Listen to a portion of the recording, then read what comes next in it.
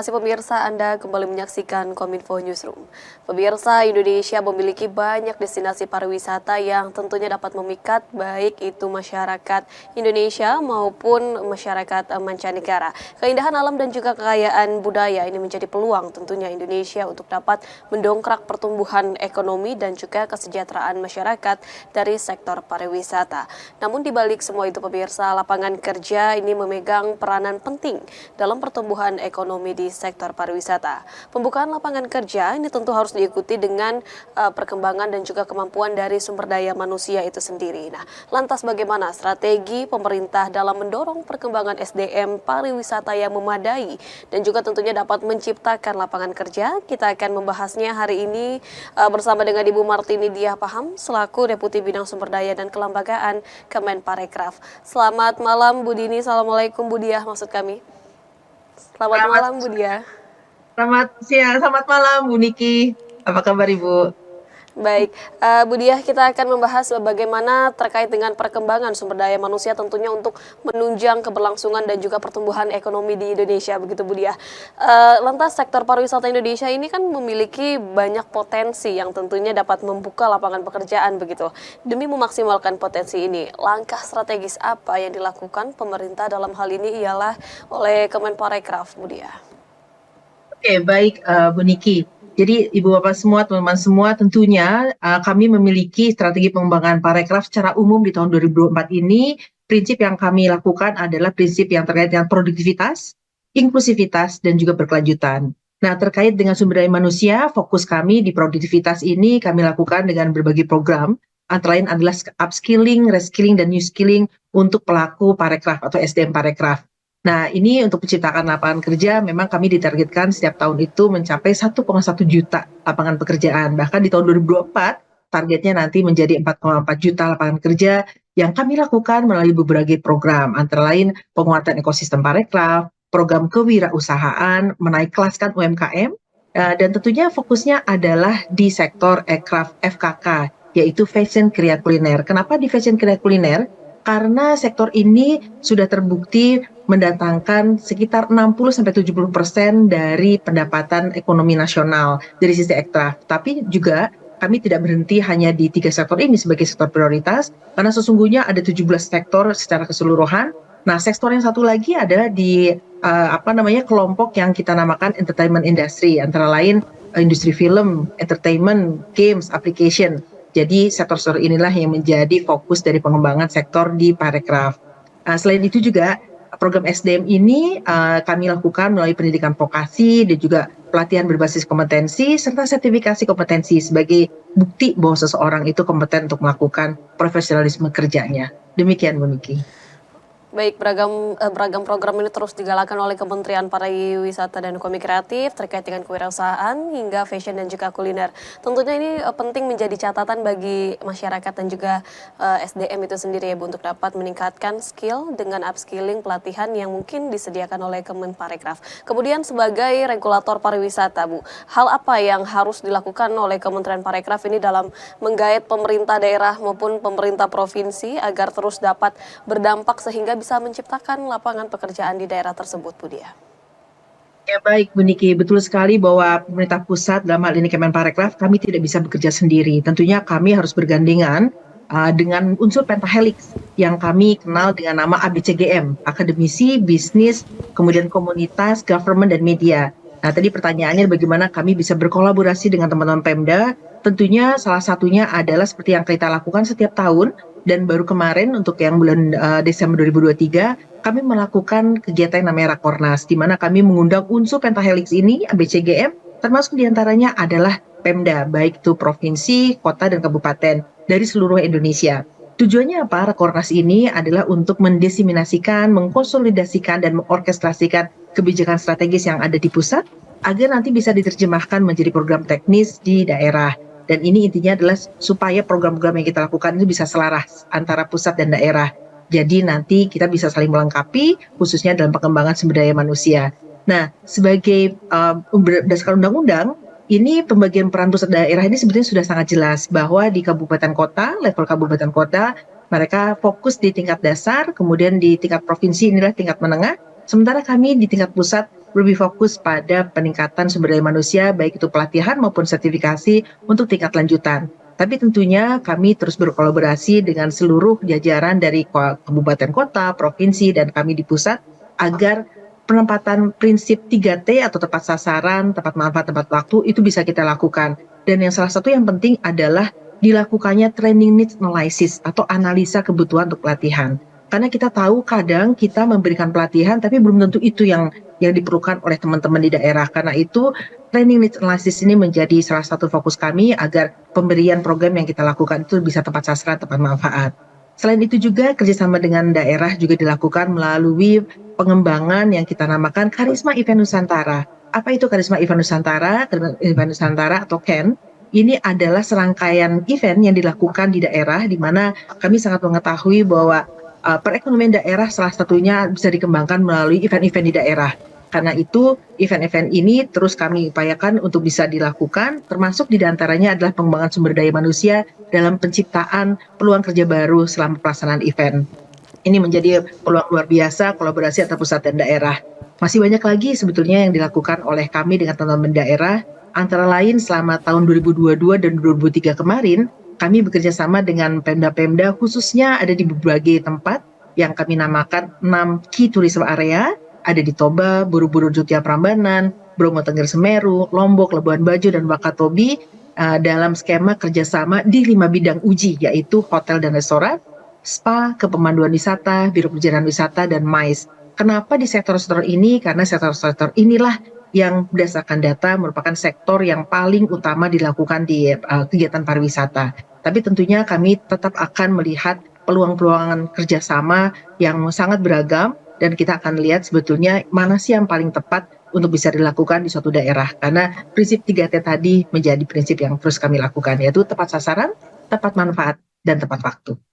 Baik, diharapkan memang program yang diadakan oleh Kemenparekraf ini menjadi tepat begitu ya Bu ya, baik dari program itu sendiri maupun menyasar kepada masyarakat itu sendiri. Diharapkan memang program yang berjalan ini selaras dengan pemerintah setempat dan juga menghasilkan karya yang tepat begitu. Kemudian Bu Diah, kiranya mungkin kalau pelatihan ini hanya diadakan katakanlah mungkin seminggu hingga sebulan begitu Bu, adakah mungkin pelatihan bagi masyarakat seperti pendidikan informal yang diadakan dari Kemenparekraf begitu, sekiranya apakah ada Bu Diah? Ya, tentunya ada. Jadi kalau teman-teman kita sama-sama melihat bahwa berdasarkan Undang-Undang Nomor 20 Tahun 2003, sistem pendidikan nasional itu ada tahapan-tahapannya, yaitu tadi pendidikan formal ya, yaitu jalur pendidikan yang terstruktur dan ini biasanya berjenjang dari tingkat dasar, menengah, tinggi. Dan pendidikan non formal yaitu pendidikan yang di luar pendidikan formal yang dapat dilaksanakan secara terstruktur juga dengan berbagai kelembagaan. Dan yang tadi disebutkan oleh Ibu Niki adalah terkait dengan pendidikan informal, yaitu jalur pendidikan keluarga atau lingkungan, atau disebut juga dengan kegiatan belajar mandiri. Dan bagaimana peran pemerintah dalam hal ini Kemenparekraf berkontribusi dalam pendidikan informal, kami bekerja sama yang pertama adalah dengan teman-teman DUDI atau dunia usaha dan dunia industri. Apa yang kami kerjasamakan adalah kami mencoba menempatkan teman-teman para pelaku pekerja informal untuk bisa ditampung di balai-balai pelatihan yang dimiliki oleh DUDI ini, dunia usaha dan dunia industri. Intinya adalah supaya mereka bisa terbiasa untuk bisa melakukan standar-standar kompetensi yang memang dibutuhkan oleh dunia usaha, dunia industri. Dan dengan siapa aja kami bekerja, tentunya dengan salah satunya adalah Kadin, Asosiasi Industri, yang bisa menampung pelatihan-pelatihan yang diperlukan oleh para pelaku pekerja Parekraf. Dan ini juga kami sendiri ada beberapa program yang terkait dengan pemberdayaan dari sektor informal, antara lain kegiatan yang terkait dengan Santipreneur, yaitu kita memberikan pendidikan entrepreneur untuk para santri, kemudian juga ada wirausaha digital mandiri atau dengan brandingnya adalah Widuri. Kami juga melakukan pendidikan melalui podcast untuk entrepreneur atau disebutkan namanya Pure di podcast untuk entrepreneur dan juga pengembangan wirausaha mandiri. Dan kerjasama selain dengan dunia industri, kami juga berkolaborasi dengan BLK yaitu Balai Latihan Kerja dan juga berbagai dunia pendidikan yang disediakan oleh dunia industri. Demikian Mbak. Baik, sehingga ini sudah banyak sekali Bu ya dapat dikatakan baik program maupun kerjasama yang dilakukan oleh lintas sektor begitu ini telah terlaksana oleh Kemenparekraf. Ini kuncinya tinggal bagaimana ini masyarakat memanfaatkan hal tersebut begitu ya Bu ya. Sejauh ini mungkin adakah kendala begitu Bu dari adanya pelatihan-pelatihan tersebut dan sejauh ini apabila pelatihan itu sudah selesai apakah masih akan dipantau oleh Kemenparekraf atau memang sudah selesai begitu saja Bu Dia?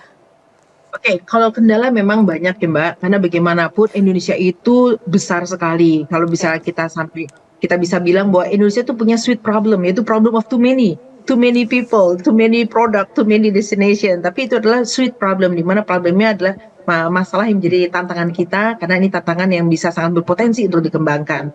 Nah, tentu saja setelah mereka menempuh jalur pendidikan, kemudian juga menempuh jalur pelatihan, ini memang terus kita pantau khususnya untuk yang mereka bersertifikasi.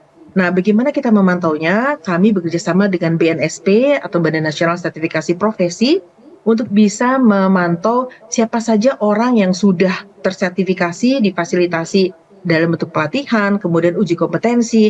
Mereka akan masuk ke database di BNSP dan ini juga kita sedang bangun kerjasama dalam bentuk integrasi data untuk bisa melihat ternyata orang yang sudah bersertifikasi tertentu, profesi tertentu ini mereka bekerja di sektor apa dan apakah memang sektor tertentu itu lebih diperlukan daripada sektor lainnya. Jadi ini hal yang terus kita lakukan dan kerjasama ini tidak hanya kita lakukan antar KL dalam negeri, tapi juga antar KL, bukan KL, antar negara dengan konteks ASEAN ya.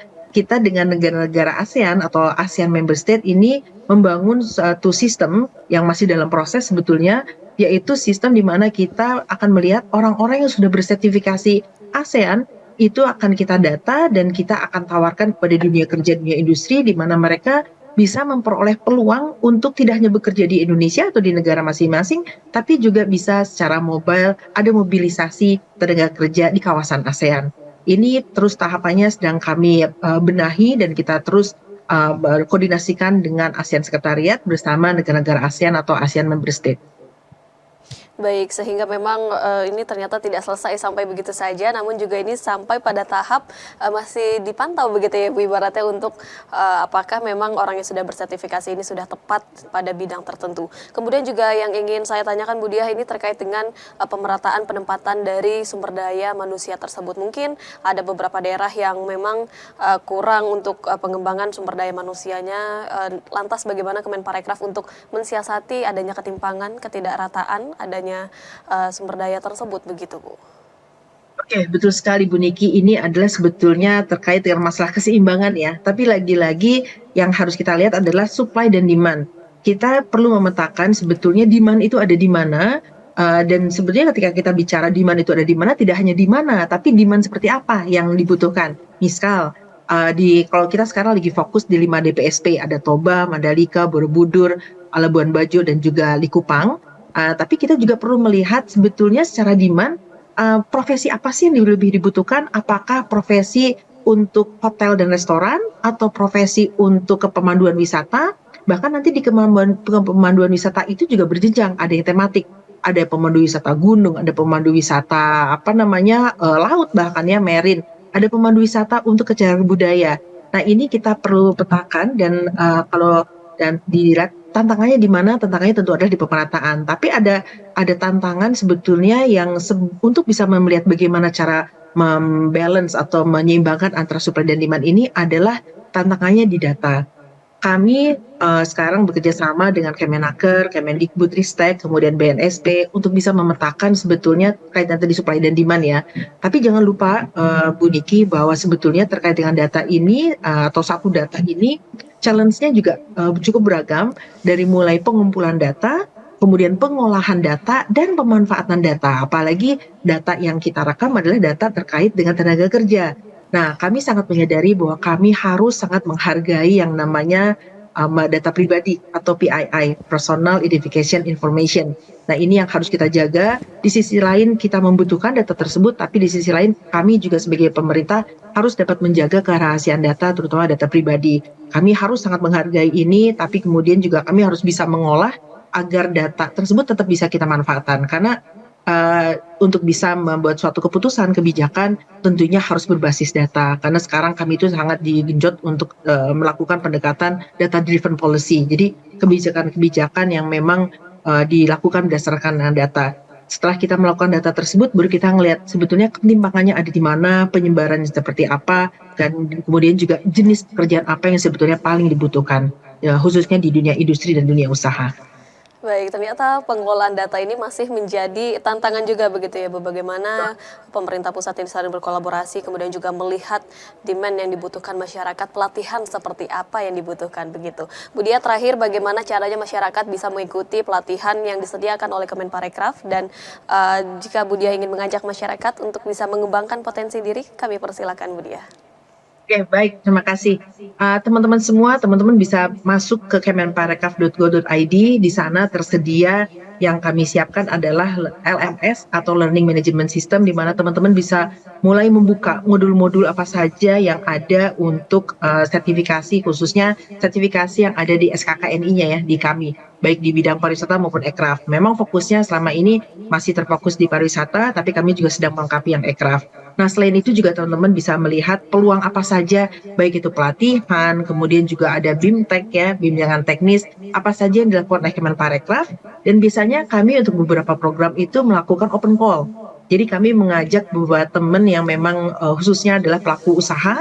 Dalam hal ini kami fokuskan untuk yang kegiatan contohnya adalah Widuri, di saat wirausaha digital mandiri. Kami buka open call, kami undang berbagai pelaku ekraf yang memang sudah memiliki produk dan memiliki brand ya, untuk bergabung dan mendaftarkan diri, nanti dikurasi oleh tim kurasi kami. Tim kurasi kami nanti akan mengundang, kemarin kami fokus tahun lalu itu di 3 kota, satu kotanya itu 40 orang, kami akan memberikan pelatihan secara online. Nah, nanti dari 40 orang di tiap kotanya tersebut, kami akan pilih lagi menjadi 15 orang terbaik dari tiap kotanya. Kami kumpulkan secara offline di Jakarta dan kami memberikan pendidikan terkait dengan entrepreneurship. Jadi ini pendidikan-pendidikan seperti ini silahkan dipantau di kemenparekraf.go.id karena berbagai peluang bisa teman-teman manfaatkan dari platform tersebut. Baik, sebelum masyarakat mendaftar di kemenparekraf.go.id ini ada baiknya masyarakat juga mengerti dulu ya Bu, kebutuhan apa yang sekiranya dibutuhkan masyarakat untuk bisa meningkatkan terus kemampuannya hingga menjadi bermanfaat dan tentunya dapat menciptakan peluang pekerjaan kerja yang lebih banyak. Terima kasih sekali lagi Bu Martini Dia Paham selaku Deputi Bidang Sumber Daya dan Kelembagaan Kemenparekraf yang telah bergabung bersama kami dalam Kominfo Newsroom. Terima kasih banyak Bu Dia Paham atas waktunya. Salam sehat selalu Ibu. Terima kasih. Selalu. Terima kasih. Selamat siang. Selamat malam. Dan pemirsa, kami akan kembali dengan beragam informasi lainnya. Tetaplah bersama kami dalam Kominfo Newsroom.